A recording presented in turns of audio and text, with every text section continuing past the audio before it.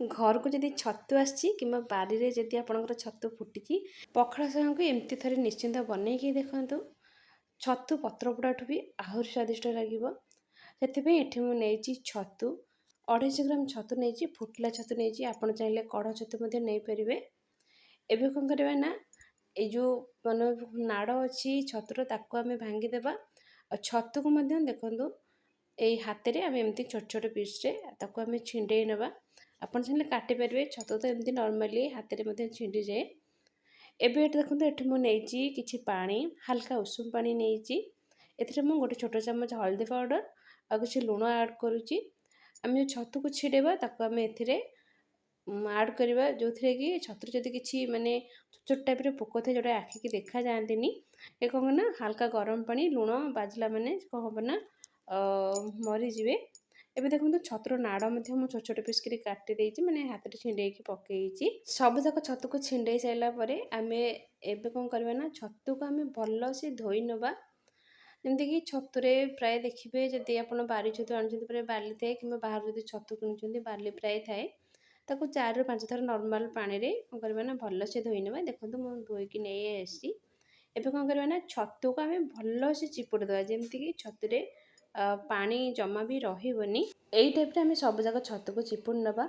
ଏବେ ଦେଖନ୍ତୁ, ଏଠି ମୁଁ ନେଇଛି କିଛି କଖାରୁ ପତ୍ର। ଯଦି ଆପଣଙ୍କ ପାଖରେ କଖାରୁ ପତ୍ର ଆଭେଲେବୁଲ୍ ନଥିବ, ତେବେ ଆପଣ କଦଳୀ ପତ୍ର ମଧ୍ୟ ଏଥିପାଇଁ ନେଇପାରିବେ। କିନ୍ତୁ କଖାରୁ ପତ୍ର ନେଲେ ତା'ର ଗୋଟେ ଟେଷ୍ଟ ଆଉ ତା'ର ଗୋଟେ ବାସ୍ନା ବହୁତ ଭଲ ଆସିଥାଏ। ଏଠି ମୁଁ 2ଟା କଖାରୁ ପତ୍ର ନେଇଛି। ଏବେ ଏଥିରେ ଆମେ କ'ଣ କରିବା ନା, ଯେଉଁ ଚିପୁଡ଼ି ରଖିଥିବା ଛତୁକୁ ଏଥିରେ ଆମେ ଆଡ଼୍ କରିବା। ଗୋଟେ ଛୋଟ ଚାମଚ ଲୁଣ ଏଠି ମୁଁ ଆଡ଼୍ କରିଛି। ଆଉ ସ୍ୱାଦ ଅନୁସାରେ ଲୁଣ ଆପଣ ଦେଖିକି ନେବେ।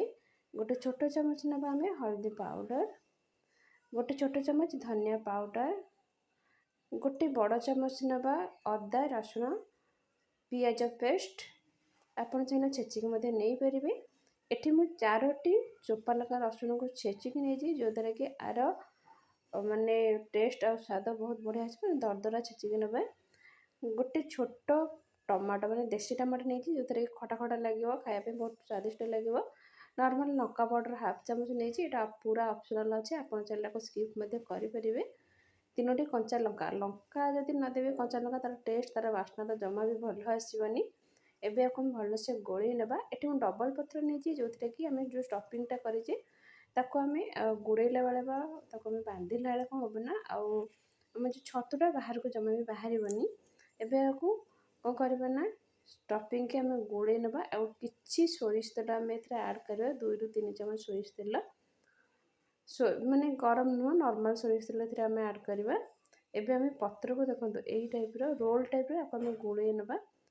ଆଉ ସମାନ ଭାବରେ ଚାରିପଟ ସାଇଡ଼୍କି ଗୋଳେଇବା, ଯେଉଁଥିରେ କି ଆମର ଯେଉଁ ଷ୍ଟଫିଂଟା ବା ଛତୁ ଷ୍ଟଫିଂଟା ବାହାରକୁ ଜମା ବି ନ ଆସିବ। ସେଥିପାଇଁ ଆମେ କ'ଣ କରିବା ନା, ଆମେ ବାନ୍ଧିଦେବା। ବାନ୍ଧିବା ପାଇଁ ଏଠି ମୁଁ ଦେଖନ୍ତୁ ଗୋଟେ ରିଲ୍ ସୂତା ନେଇଛି। ଯେତେବେଳେ ପତ୍ର ଉପରେ ସୂତାଟା ଗୁଡ଼ଉଛନ୍ତି ହାଲକା ହାତରେ ହିଁ ଗୁଡ଼େଇବେ। କ'ଣ ହେବ ନା, ପତ୍ରଟା ସ୍ମୁଥ୍ ଥାଏ। ଆଉ ଯଦି ସୂତାଟା କ'ଣ ହେବ ନା, ଯଦି ଆମେ ଟାଇଟ୍ କରି ବାନ୍ଧିଦେବା, ମାନେ ଗୁଡ଼େଇବା, ପତ୍ର ଗୁଡ଼ା ଫାଟିଯିବ। ଆଉ ଯେଉଁ ଆମ ଭିତରେ ଯେଉଁ ଛତୁ ଷ୍ଟଫିଂଟା ଆମର ଅଛି ସେଇଟା କ'ଣ ହେବ ନା, ସବୁ ବାହାରକୁ ବାହାରି ଆସିବ। ଏବେ ଦେଖନ୍ତୁ ମୁଁ ଆକୁ ବଢ଼ିଆ ସେ ସବୁ ଗୁଡ଼େଇ ଦେଇଛି ସମାନ ଭାବରେ ଚାରିପଟ ସାଇଜ୍, ଯେମିତି ମାନେ ଛତୁ ଗୁଡ଼ା ବାହାରକୁ ନ ଆସିବ। ଏବେ ଏଠି ଦେଖନ୍ତୁ କିଛି ମାନେ ଯେଉଁ ଛତୁଟା ଆମେ ମାନେ ଷ୍ଟଫିଂ ଦେଇଥିଲେ, ସେଥିପାଇଁ ମୁଁ ଥାଳିଆରେ ରଖିକି ତାକୁ ପ୍ରିପାରେସନ୍ କରିଥିଲି, ଯେଉଁଥିରେ କି ଦେଖନ୍ତୁ କେତେ ଏକ୍ସଟ୍ରା ପାଣି ଗୁଡ଼ାକ ଆଦେହରୁ ବାହାରିଛି।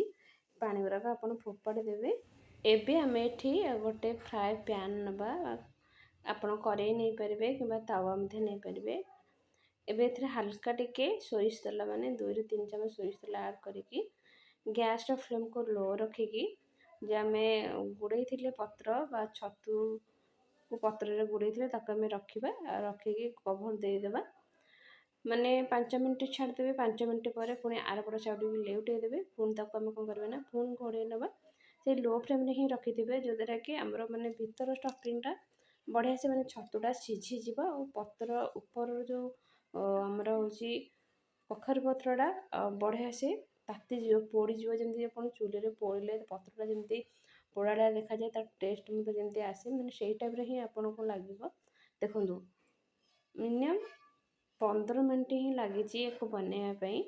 ଆଉ ବଢ଼ିଆ ସେ ଦେଖନ୍ତୁ ପତ୍ରର 2 ପଟ ସାଇଡ଼୍ ପ୍ରପରଲି ଦେଖନ୍ତୁ ଫ୍ରାଏ ହେଇଯାଇଛି, ତା ଭିତରେ ଛତୁ ମଧ୍ୟ ଫ୍ରାଏ ହେଇଯାଇଥିବ। ମୁଁ ଗ୍ୟାସ୍କୁ ଅଫ୍ କରି ନେଇଛି। ଏବେ ଗୋଟେ ପ୍ଲେଟ୍କୁ କାଢ଼ିବା। ଏ ଯେଉଁ ସୂତାଟା ଆମେ ବାନ୍ଧିଥିଲେ ତାକୁ କ'ଣ କରିବେ ନା କତୁରୀ ସାହାଯ୍ୟରେ ଆପଣ ଦେଖନ୍ତୁ ଏଇ ଟାଇପ୍ର ହିଁ ଆମେ ତାକୁ କାଟିଦେବା। କାଟିକି ସବୁଯାକ ସୂତାକୁ କାଢ଼ି ନେଇଛି। ମୁଁ ଏବେ ଆପଣଙ୍କୁ ଦେଖାଉଛି। ଦେଖନ୍ତୁ ଭିତରର ଷ୍ଟ୍ରକ୍ଚର୍ କେତେ ବଢ଼ିଆ ଆସିଛି। ଆଉ କମ୍ ତେଲରେ ଛତୁର ସ୍ୱାଦିଷ୍ଟ ରେସିପି ପଖାଳ ସାଙ୍ଗକୁ ବହୁତ ବଢ଼ିଆ ଲାଗିବ। ଏବେ କ'ଣ କରିବା ନା ଏଥିରେ ନେବା କିଛି କଞ୍ଚା କଟା ପିଆଜ। ଆପଣ ଚାହିଁଲେ ମାନେ ଯେତେବେଳେ ଷ୍ଟଫିଂ ଗୋଳଉଥିଲେ ସେ ସମୟରେ ମଧ୍ୟ ଆପଣ ପିଆଜ ଆଡ଼୍ କରିପାରିବେ, କିନ୍ତୁ କଞ୍ଚା ପିଆଜ ଆଉ କଞ୍ଚା ତେଲ ଏଥିରେ ଆମେ 2 ଚାମଚ ଆଡ଼୍ କରିବା। ତା'ର ସ୍ୱାଦ, ତା ଟେଷ୍ଟ ପୁରା ଅଲଗା।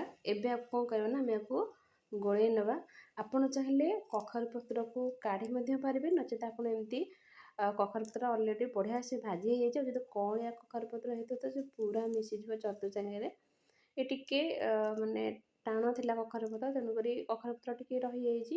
ଯଦି କଅଁଳିଆ କଖାରୁ ପତ୍ର ମିଳିବ ତାକୁ ଆପଣ ନେଇକି ବନେଇବେ, ତା ସ୍ୱାଦ ବହୁତ ବଢ଼ିଆ ଆସିବ।